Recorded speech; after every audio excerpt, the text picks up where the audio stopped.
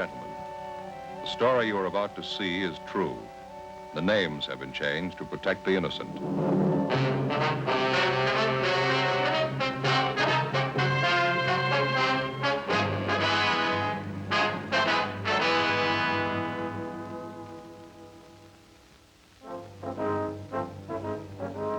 It was Tuesday, December 21st. We were working the night watch out of traffic division, hit-and-run felony detail. My partner's Frank Smith. The boss is Captain Calfee, Commander AID. My name's Friday. An elderly woman and her 9-year-old grandson had been struck down by a speeding truck. The woman was killed instantly. The hit-and-run driver escaped. We had to find him.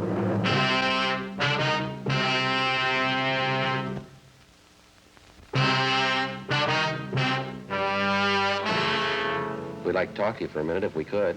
Well, fine. Would you like to step inside? Yes, ma'am. Thank you.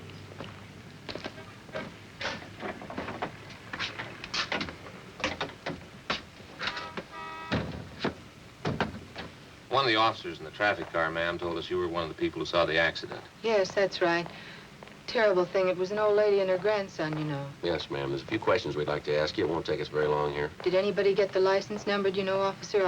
I mean on that truck that ran them down? No, not that we know of. We understand the officers in the traffic car talked to you. You didn't see the number either, huh? No, I'm sorry I didn't. The whole thing happened so fast. It was all over before I knew what was going on. I saw the old lady and the little boy start to cross the street, then all of a sudden this truck seemed to come right out of nowhere. Ran them down, kept right on going. Were the woman and the little boy crossing with the lights, did you notice? Well, yes, they did. They were crossing with the green light. I remember because they stood on the curb a minute and waited for the light to turn green. Terrible thing. That truck deliberately went through that red light. Didn't even slow down. Uh-huh.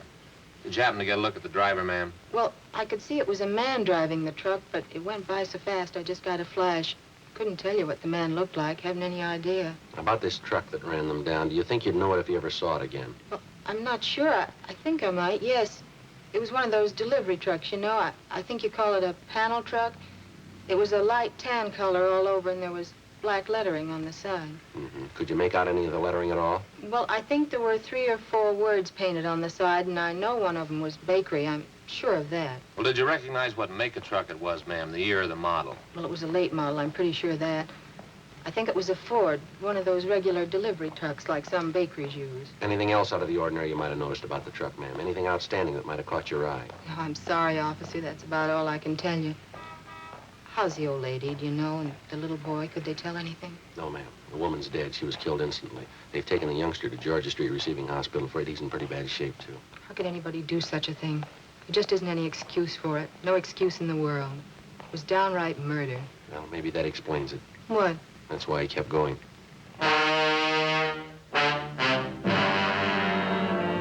11:35 p.m. Frank and I finished interviewing the cashier in the theater box office, and then we called the office and had them get out a supplementary broadcast and an APB on the description of the hit-and-run vehicle. We went back across the street to the scene of the accident where the officers in the T-car, along with the crew from the crime lab, were finishing up their preliminary investigation. We interviewed 2 more witnesses to the hit-and-run accident, but they were unable to tell us anything that we didn't already know. When we got back to the office, we put in a call to Georgia Street Receiving Hospital, where they told us that the 9-year-old boy struck down by the hit-and-run driver was still in critical condition. The husband of the 64-year-old woman who'd been killed instantly was brought downtown to the morgue, where he identified the body. The next morning, we got out a special bulletin to all garages, auto repair, and paint shops throughout the city to be on the lookout for a late model, tan panel truck, black lettering on the sides, with damage to the front end. 8:30 a.m. Frank checked with communications. It was Doc Hall at Georgia Street. I asked him about the boy. The old lady's grandson, how's he doing? Pretty much the same, condition critical, that's all they'll tell you. That's a lousy shame. Communications get any kickback on that all points yet? No, nothing. Did you get in touch with the crime lab? Yeah, they're not going to be able to help much, though. What'd they find out there? Anything at all? Oh, just what we saw, a few small pieces of glass, probably from one of the headlights of the truck. They don't think they're going to be able to do much with them, though. Not enough to go on. And that's the only physical evidence they got, huh? That's all. Might be able to tie it down a little tighter if we could find that panel. Yeah. Did you start checking on that bakery truck angle yet? Yeah, McGowan and I called every bakery in town. Got it pretty well narrowed down. There are only 2 companies that use tan late model panels for delivery trucks. Yeah. Only one of them uses black lettering on the sides of the trucks. Other companies says they use red lettering. Which one has the black? Well, I got it right here. The Nielsen Wholesale Bakery. They got a fleet of 173 trucks, all the same. Tan color, black lettering on both sides, late model Ford delivery trucks. Mm-hmm. They tell you whether or not any of their drivers could have been making deliveries at that time of night, 10:30, 11 o'clock? Yeah, there are about a dozen of them out on deliveries. More of them to account for than that, though. How do you mean? Well, all their drivers are allowed to take the trucks home with them when they're off duty if they want to. I'm afraid it's going to mean checking out every one of them, Joe. Well, we might as well get moving on it. They're going to give us some kind of a list to work with? Yeah, got it all set up with them. I'll get it. Accident investigation, Smith. Oh, yeah, Don. He did, huh? Mm-hmm. Okay, thanks for calling. Yeah, Doc. It's a rotten deal. Why, what's the matter? The young kid, the grandson. Yeah. Just died.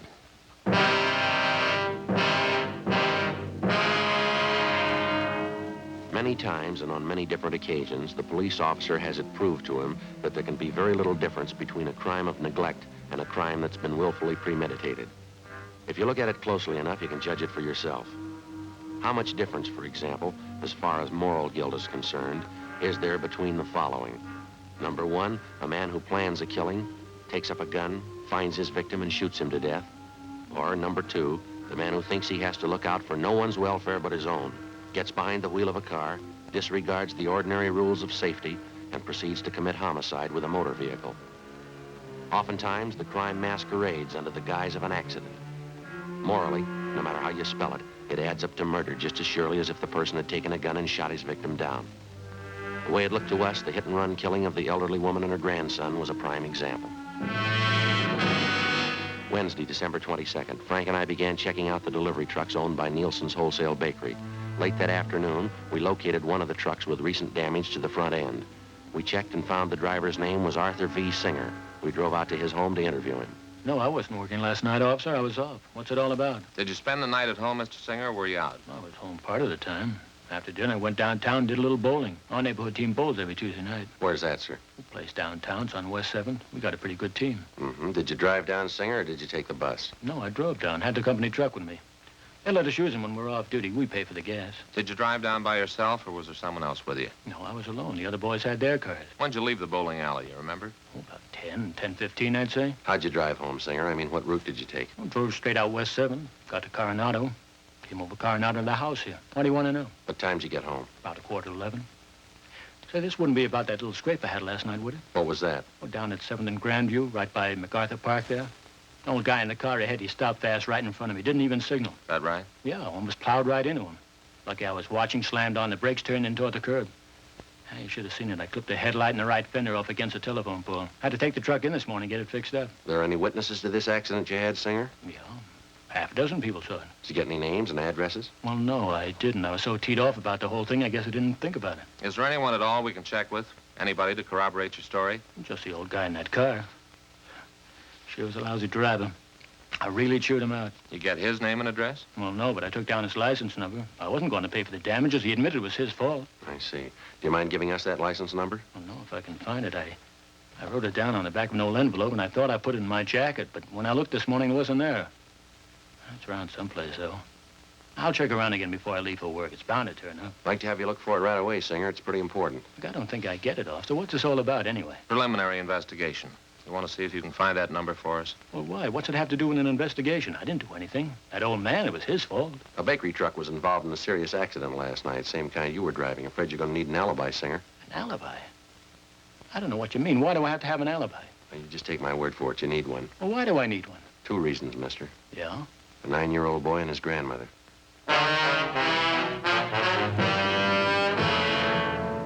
We continued questioning the suspect, Arthur Singer, but he denied any knowledge of the hit-and-run accident the night before at the intersection of Drexel and Pico Boulevard.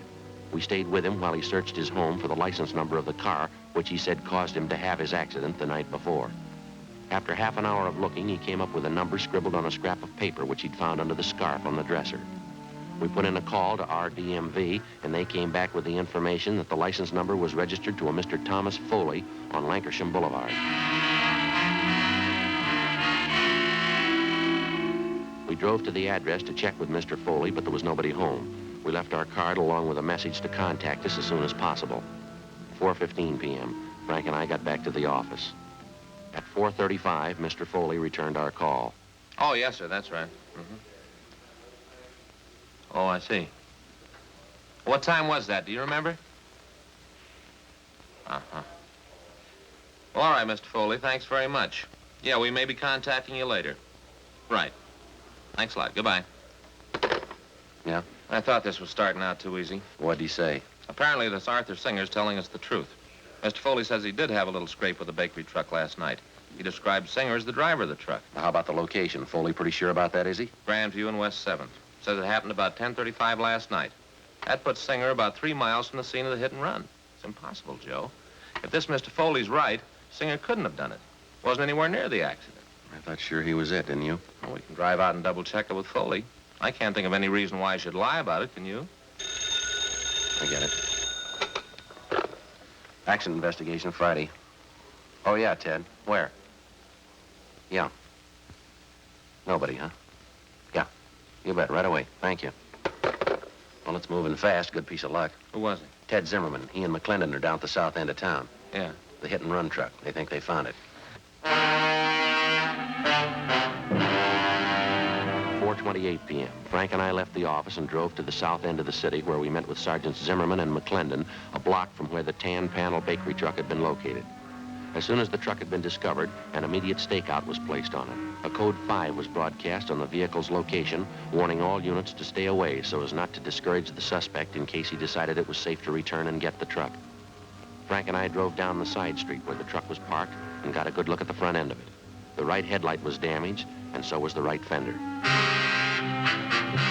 While Zimmerman and McClendon remained on stakeout, Frank and I contacted the Nielsen Bakery people again, gave them the number of the truck, and they traced down the driver's name for us.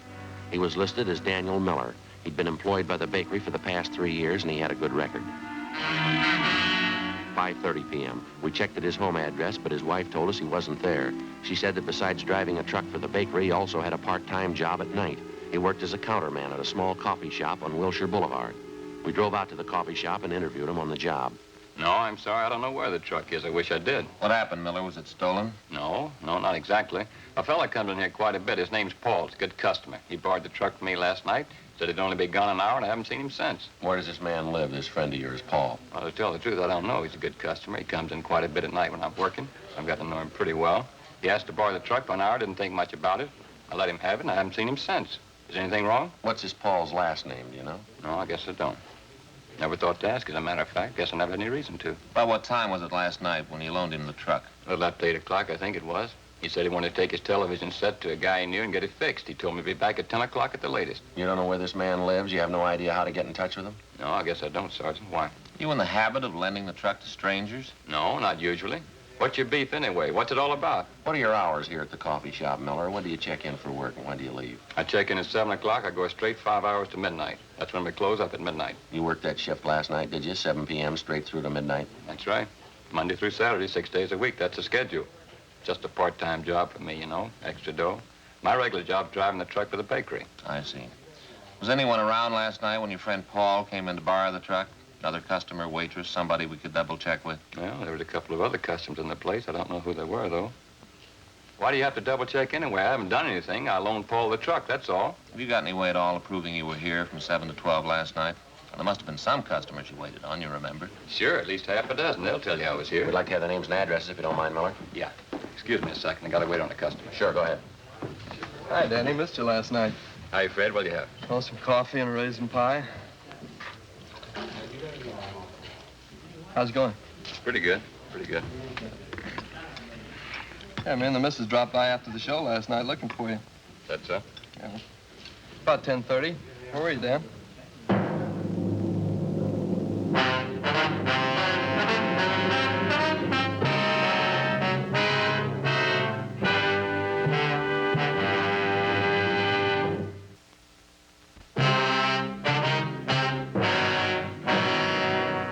.15 p.m., Wednesday, December 22nd. We continued questioning the hit-and-run suspect, Daniel Miller, for a full hour, but he seemed to be unable to account for his time the previous night. His first story was that he'd been on duty behind the counter in the coffee shop without a break between the hours of 7 p.m. and midnight. Then, after the customer entered and disclosed that he was in the coffee shop at 10:30 the night before and that Miller was nowhere about, the suspect switched his story. He said he thought that he had left the coffee shop briefly for about 15 minutes between 10:30 and 10:45 p.m. to run down the street to a hotel to say goodbye to some friends of his who were leaving for New York. We checked the hotel, but they didn't know Miller, and they hadn't seen him the night before. They were sure of it. The questioning of the suspect continued, but he made little or no sense at all. Apparently, he was piling up lie after lie in an effort to cover his tracks before and after the hit-and-run murder the night before. 7:48 p.m., Frank and I pulled Miller off the job at the coffee shop and took him downtown to the office. I'm telling you it's the truth. I wasn't in that truck last night. I wasn't in an accident. I don't know what you're talking about. And give us something to go on, Miller. You've handed us 3 different stories so far. Not one of them strong enough to hold water. I'm telling you the truth. What are you trying to hang this on me for? I didn't have a wreck and I didn't kill anybody. Why are you picking on me? Because you don't make sense, mister. You're trying to sell us a story and you haven't got an ounce of proof to back it up. That bakery truck you're responsible for is the same truck that killed that old woman and the little boy. Now, you either come up with a solid story we can check on or you're going to be resting your back in Maine jail. Listen, call Bill Jackson. He's a good customer. He was in last night, I think. He'll tell you. Go ahead and call him. He'll back up what I say. What's his number, do you know? Yeah, I got it right here in my wallet. Bill will tell you. Here it is. Hollywood 08121. Okay, thanks.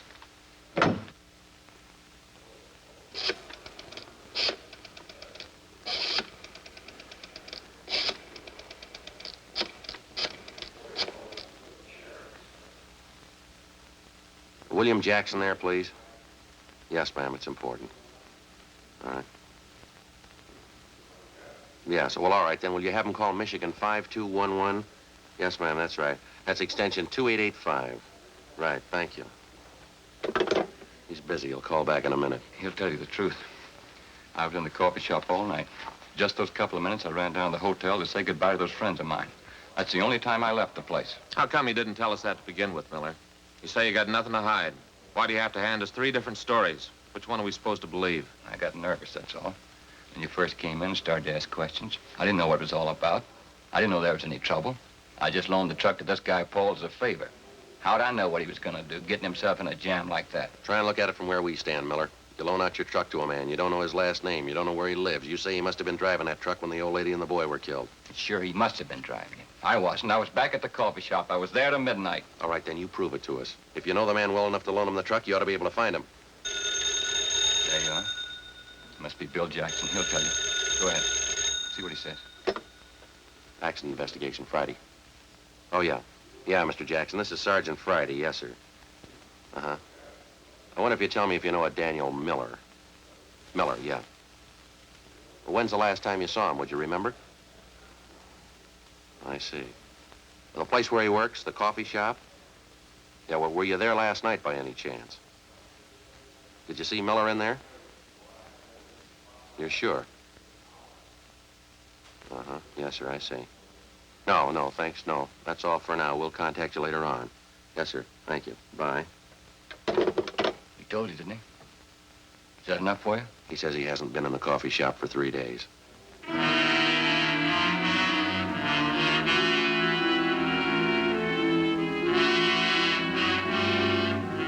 9:45 p.m. Our interrogation of the hit-and-run suspect Daniel Miller went on.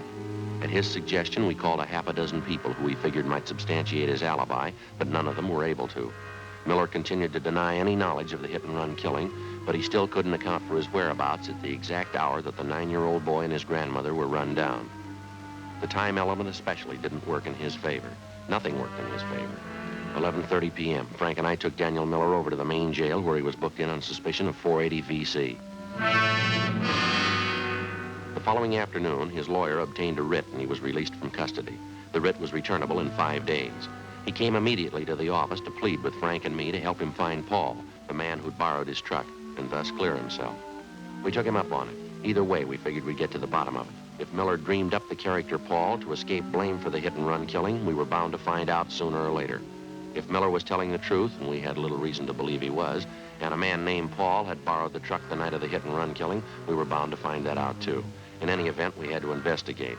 It's the job of the police officer to prove guilt or innocence, not guilt alone. 2 days passed, and then another 2. The Monday following the Christmas weekend, we were ready to call a halt. Well, I don't know what else we can do. I think we've given him enough time, don't you? Well, the deeper we get into it, the more it looks like Miller's our man. I still can't make up my mind. Why do you have to be stubborn about it, Joe? We checked every possible angle on his story.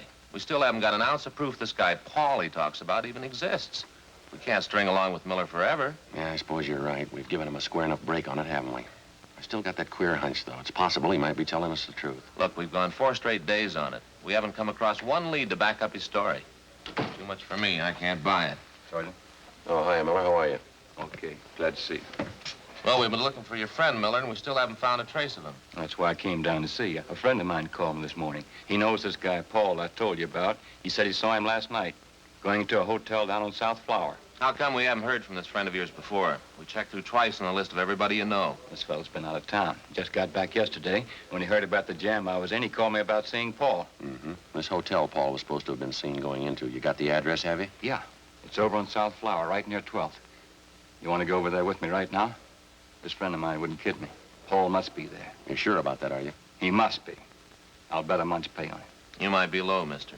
What? Stands to cost you a lot more than that.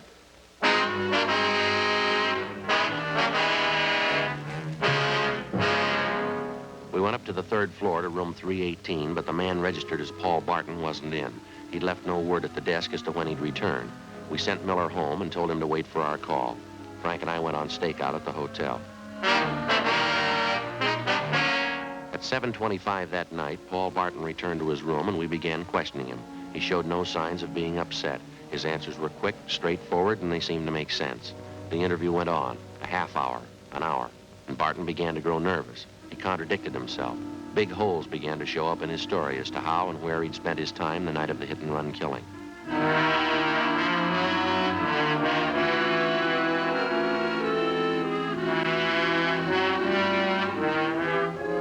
8:45 p.m. Frank and I took Barton back to the office. We'd called Miller at his home. He was asked to come downtown as soon as possible. Meantime, we checked Paul Barton through R&I, and the questioning went on. You're a little mixed up about that, aren't you, Mr. Barton?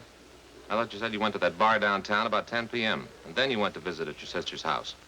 Now you tell us you went to your sister's house first, then you went to the bar downtown. Now, which is it? That's getting a little high-handed, isn't it? Why do I have to account for my time to you? If it wasn't important, we wouldn't be asking you. I think you know that. I don't know anything of the kind. You're trying to take advantage of me. That's the only impression I get. I think I've answered enough of your questions. I'm going back to the hotel. Just a minute, Barton. One more thing. Yeah? The last time you were arrested for a traffic violation, you want to tell us what the charge was? What? I think you heard me. Well, that was a year ago. I was driving a little too fast going on Beverly Boulevard. What's that got to do with it? Our record bureau says the charge was drunk driving. Your license was revoked. Well, so what? I haven't been driving. I haven't been near a car. What about last Tuesday night? Huh? Last Tuesday night, you do any driving then? No, of course not. Sure about that, are you? You're not trapping me. I've answered all your questions. I'm getting out of here. Just stay put, mister. You're not going anyplace. All right, Frank, you want to check outside, see if they brought Miller in yet? Yeah, sure. Thanks. You can't keep me here. It's illegal. You got nothing to hold me on. Well, then you got nothing to worry about, have you? We got a guy by the name of Miller coming in. He says he thinks he knows you. Miller? I don't know any Miller.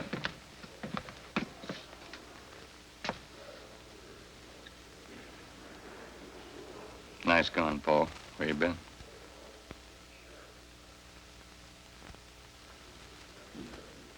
I said, where you been? What'd you do with the truck? Why, you two... Sit down. I didn't do it.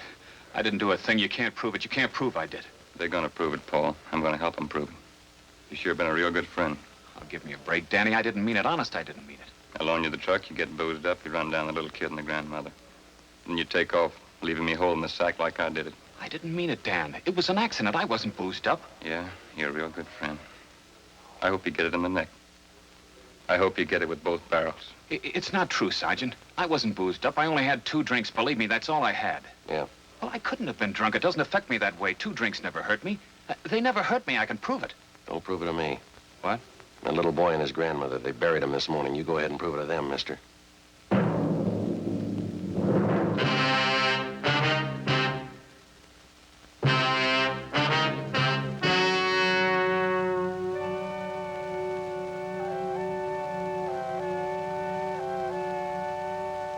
On February 28th, trial was held in Department 87, Superior Court of the State of California, in and for the County of Los Angeles. In a moment, the results of that trial.